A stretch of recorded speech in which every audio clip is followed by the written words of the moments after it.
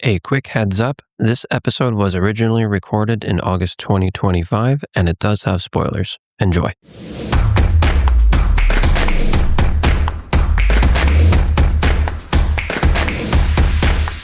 For the podcast, we are bringing back two very special guests. You remember last time we talked about Oppenheimer together. We have my dad, Esmail Amid-Hozour, and Kathy Garber. Welcome back to both of you. Thank you. Thank you. Great to be back. Kathy, what did we watch yesterday? We watched BlackBerry. BlackBerry is the 2023 movie. It's a Canadian-made film about the Canadian company Research in Motion. This definitely takes us all back. I don't know, listener, if you can remember when BlackBerry was all the craze, or Crackberry as it was known back then. I can tell you the three of us here absolutely do remember that crazy time. Very much so. The thing that I want to start with is first doing initial ratings, then we're going to go through again the kind of pros, the cons, and some open questions about it too. At the end, we're going to circle back to those ratings, and we're going to see after some of the things we've talked about if we still stand by those same ratings. I know, Dad, normally you would say, if you're giving, let's say, a rating or asking somebody, you'd say, I don't want to bias you. I'm going to go in the other direction. I'm going to bias you guys. My rating on this is, now, I enjoy this movie, and I definitely, for nostalgia's sake, love to revisit it and recommend it. My rating, though, is a 7 out of 10. And I'm curious, so let's start with you, Dad. What is your rating out of 10 for this movie?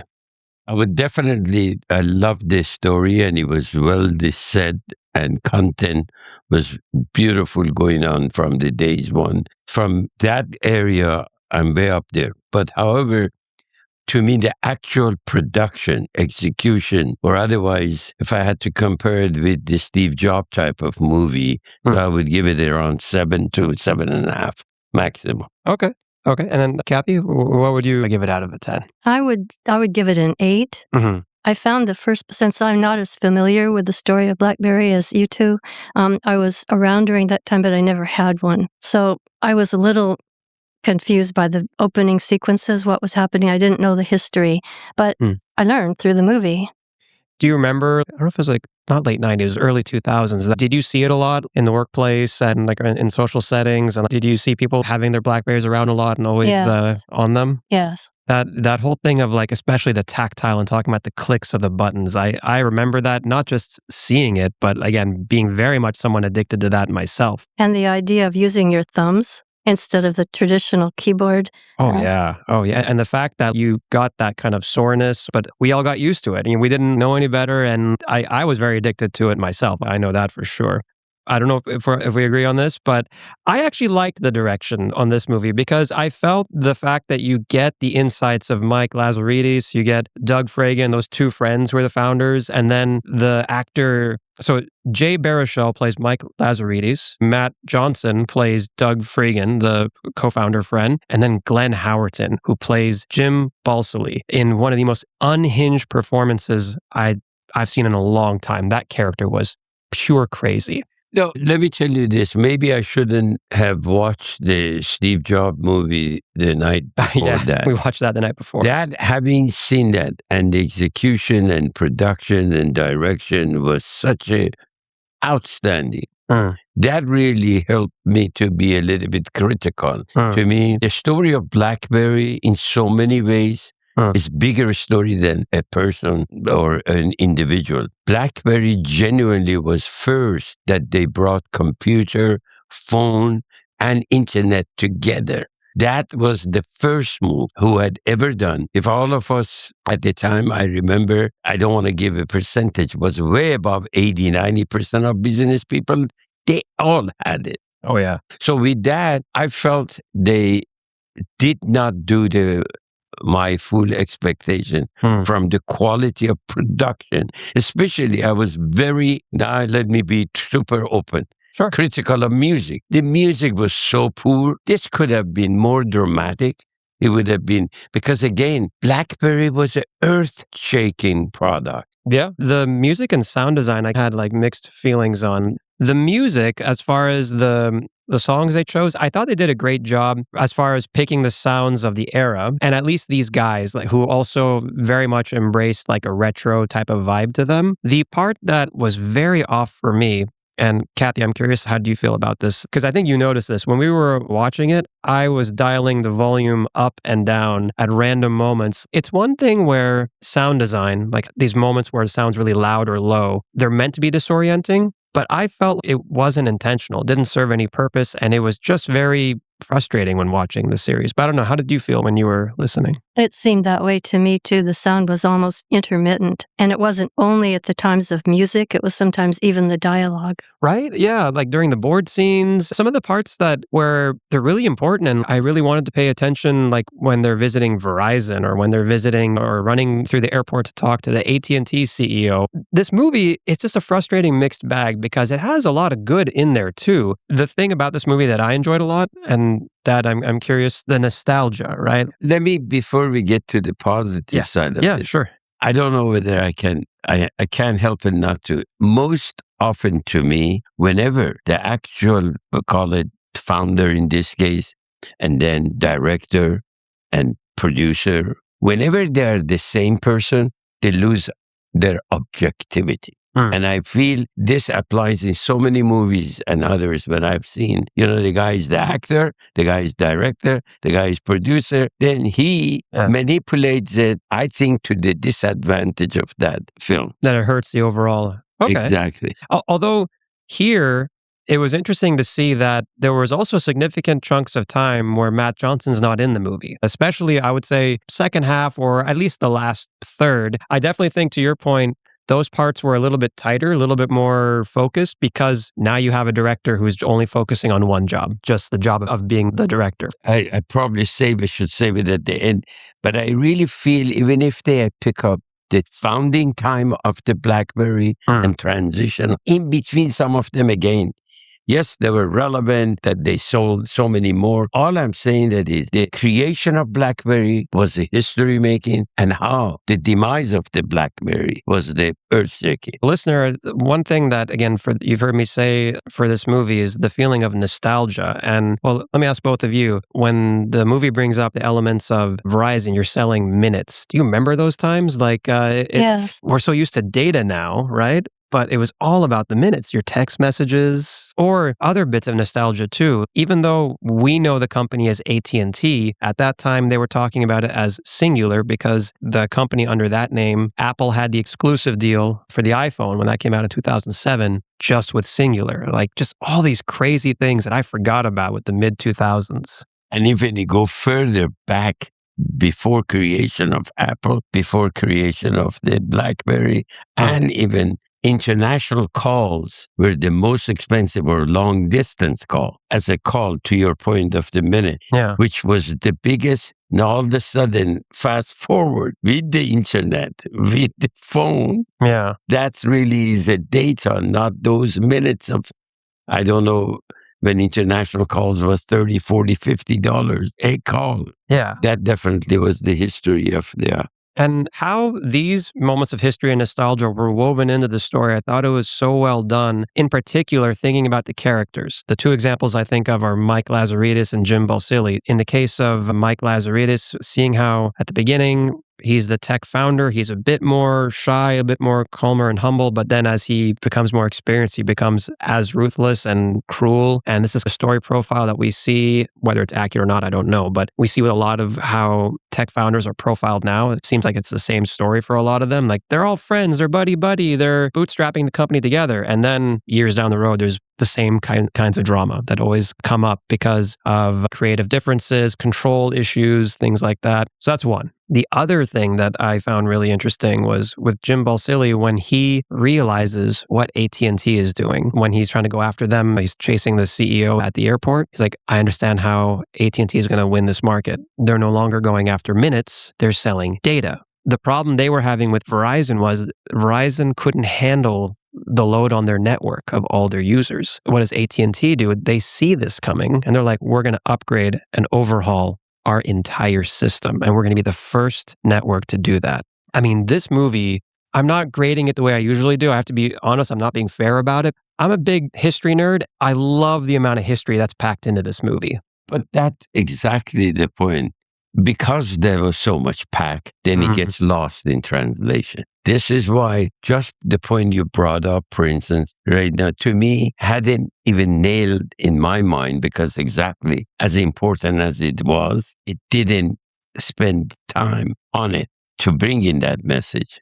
But you're absolutely right. The whole idea of BlackBerry changed so much of the history, not only in technology, how things since who was the founder of the telephone? From the founder of the telephone up to now, there was a change of the history. It was huge. Absolutely. Now, again, the fact that you had your email and early computing now all on one device. And Kathy, I'm just curious, though, now we're going to be switching gears a little bit to the negatives. What were things we talked about? Sound, which was a little bit jarring, disorienting. Was there anything else that you would have liked to see differently or you didn't like? I'm just curious, any cons that you have for this movie? Well, at the end, it was helpful having the text scrolling up, explaining what happened. I would have appreciated, as someone who didn't remember the details of the story of BlackBerry, to have a little bit of the condensed history at the very beginning, so I was primed for what was to follow. Exactly. It was totally, I think that you nailed it, Kathy. It really, even for me, who is the industry of consumer electronic for the past 4 decades, I wish there was a more detail that beginning of the BlackBerry, how really, yes, they showed that how from hand to mouth, the funding from the bootstrap, but just getting a little bit more detail would have been helpful. Yeah, kind of a complaint that I have, like, for the ending is it feels like it just drops at a point. Like, all right, now the movie's just done. But doesn't feel like it would naturally end at that spot. Another big thing, though, for me is you have all these very interesting characters, well developed in the movie, but there is no follow through or clear conflict we're following. You know what I mean? Like, it's okay in The Social Network, it's Zuckerberg and Saverin, or these lawsuits with the Winklevoss twins. In Jobs, it's Then. well, in the Steve Jobs movie that we saw, it's Steve Jobs and his daughter, who are in the Aaron Sorkin one, or him and Wozniak, that during each of those 3 launches, you see how their conflicts evolve. And it centers around a lot of that. Here, I don't know where the center conflict is. Is it between Lazaridis and Balsillie? I mean, I think the main was that right from the beginning, before even Jim joined the company, that shows that he, in his arrogant approach to his previous job, and then arrogant approach from day one that he opened, and then arrogant approach to his selling method, then arrogant approach to his hiding that option, shows that I think it was him against everything else. Yeah. It was him probably. The part where, I don't know, I just felt unclear is because it could have been Lazaridis and Freegan, these 2 guys, as they start to differ more and more. Or it could have been the 2 of them, and then Balsillie, like, this is the main conflict. It just felt like, all right, who are we supposed to follow? I've always felt with biopics, whether it's about an individual or about a company or a real life event, it can't just be about the history. There has to be like some central conflict we're following. If I were to, I think it's exactly Jim. Yes, his engagement created or made it possible to be created. And his progression that he spent more time in hockey leagues. Oh, the NHL, yeah. That rather than, my God, those critical moments of history changing from BlackBerry to others. Where are you? Yeah, he wasn't there for the most important moments. That, I think, is the demise of control freaks. Yeah. That you start to lose your objectivity. I see that, but with Jim Balsillie, like, again, a character that was so fascinating to watch in this movie, especially with Glenn Howerton's performance. I just wish that they zeroed in a little bit more on him and tensions between him and the other 2 characters, Mike Lazaridis and Doug Freegan. But I don't know, Kathy, how did you feel about it? I thought it a little bit differently. I thought there was conflict, but they were able to handle the conflict, and they ended up friends. I think they still are in real life, all 3 of them. Okay. And the lesser characters as well, but could have had a major conflict between the way they handled their success. And when Jim was out of the office, it wasn't all NHL. It was running through the airport to track down AT&T and a maniacal obsession with fundraising for the company to save the company. Yeah. Okay, even though we're in the cons, I'm really impressed what they pulled off with this movie. If you had to guess what the budget of this movie was, what would you say it is? This was 3 years ago it was created? 3 years ago, yeah. Probably maximum $20 million, maximum. Okay, Kathy? I think maybe less than that, a little less. I have no idea, about 15 million. The movie was made for a $5 million budget. I'm not surprised. $5 million budget. I was still like, for the sets that they built, the people that they got in this project. Don't forget, I don't want to say just because you shared that $5 million, that showed it too. In other words. You think so? Yeah, quality. Again, I told you my beginning of comment, what was my criticism was execution from the music to the story. Yes, it was 5 million. Yeah. But if I were to, again, I don't know, you probably know about it. Production cost of a Steve Jobs versus the revenue. And then this is 5 million versus how much revenue?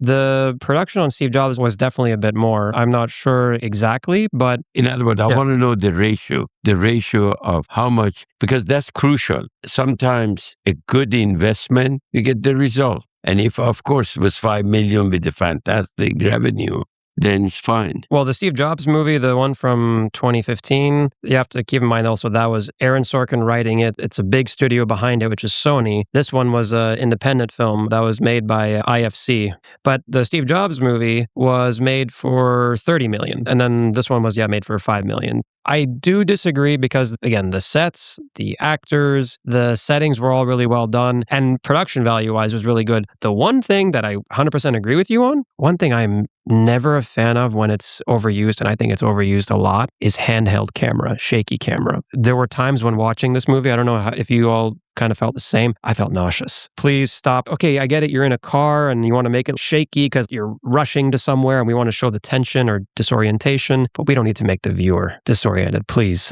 Did you feel there was, I don't know, did you notice the shaky? I did. Again, I'm not that technically versed to detect that. But when I meant overall production was poor, I don't mean with the dollar amount to spend it. The sensation I saw in that Sony production of it, never felt on this one.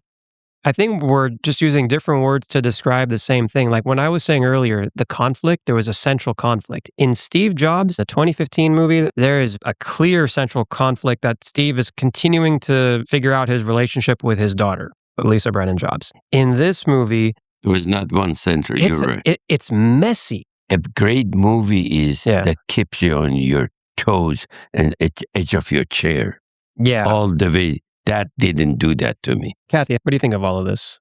Well, I still think that there was a conflict. It was just how they handled it as opposed to how it was handled by Steve Jobs and in that movie. But I think the acting had a lot to do with it too. I thought just by facial expression, Jim spoke volumes. Glenn Howerton playing that role, right? And you know what's so crazy? He's known for comedic roles usually. He's known for, there's that series on FX, It's Always Sunny in Philadelphia. This was such a different opportunity for him, and I think he nailed it. I really think he nailed it. He, to me, was the best part of this movie. But it's interesting, like, you never know what is going to hit and what is going to miss, especially when you're doing true story films. Because you know what's crazy about both the movies we're talking about, BlackBerry and Steve Jobs, 2015 one? Neither of them were financial hits. What was the Steve Jobs total revenue? It made global 34.5 million. That lost money then. Big bust. And then for BlackBerry, for this movie, cost 5 million, made 3 million. Oh my. But I'm more disappointed in BlackBerry because at that budget of 5 million, there really is no excuse because this movie was good enough even for all the flaws or issues that we've been talking about that we have with it. But my thinking is that distribution was the mistake here. No, you can always have whether distribution, promotion, marketing, and so on. That's very true. Both of these two stories, Steve Jobs as a story and BlackBerry, is such an important story that I really believe quality preparation, quality production of it could have justified it and would have done better. It's all the matter of, no matter how good is your product, how good is your story, but if you do not execute that, then obviously you miss the market. I want to get to that part where we're going to revisit our ratings. Kathy, let's start with you. What rating do you have now? Do you hold on to your rating from the beginning? I'm going to stay with 8. You're going to stay with 8? I go lower to 7. And I'm going to go a little bit lower too. Like I had 7, I'm going to give it 6.5 just because I really love this movie for the history stuff, but I still have a lot of issues of where I think it's kind of a mishmash of interesting scenes, but do we have one kind of main movie? So Let me, yeah. for whatever it's worth, just like always the new author comes and rewrite the biography of great leaders. This one, especially BlackBerry versus Steve Jobs, because Steve Jobs, a lot of people have done great job in writing about his history. This one, if someone pick up BlackBerry's story and really reproduce something else to create that again, I don't want to call it transition. How did BlackBerry was created? How they lost it? Just these two, a story of it magnified. It's very good for young generation, especially today's AI and all the other, so that they don't lose their foresight. For decades in consumer electronic, when I look at the founders of Bill Gates, then how Meta or Facebook at the time and Apple and others, again, I go back, the history of BlackBerry, it is such a important information, creation of it and how they lost that. It's a great, great book to teach in Computer 101 in every classroom. But also, the movie may seem chaotic, but those times were chaotic. And this is 25 years later, and we're kind of used to it. But at the time, this was earth-shaking. And as things developed, major companies were realizing what the potential just suddenly and over time. So I kind of liked the chaos of it. Because it sent all of them reeling, right? Like all the wireless networks were figuring out how to adjust. All the electronic companies were figuring out how to adjust. And yet, as God bless his soul, Andy Grove said, only the paranoid survive. Uh-huh. Yeah. BlackBerry, this movie, when we watched it, it was streaming on Canopy. It is also available on Hulu and is available to rent and buy on all platforms now. Dad, Kathy, I want to thank you both for joining today. It was really great having you both. Thank you. Glad to be here. Thank you. BlackBerry is available now. I hope you check it out. Let us know what you think. And as always, thank you for listening.